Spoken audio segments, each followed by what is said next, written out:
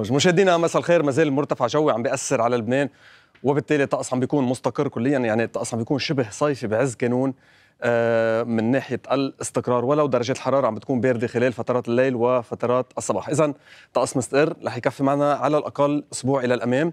درجات الحراره بتبقى مستقره فوق عتبه ال 20 درجه بشوي خلال النهار. بيبقى في عنا تشكل جليد على المرتفعات العالية 1600 1700 متر خلال فترات الليل وساعات الصباح. ننتقل سوا انا وياكم اذا تنشوف كيف رح يكون طقس معنا بالايام المقبله. طقس بكره الجمعه طقس بيكون جميل جدا مشمس. درجات الحراره بتبقى مستقره، بتتراوح ساحلا من ال 11 لل 21 درجه. من نهار السبت رح نكفي نهار الجمعه، نهار السبت، احد ونهار الاثنين عم نشوف الاجواء رح تكون متشابهه من حيث الاستقرار، والطقس بيكون قليل السحب الى مشمس.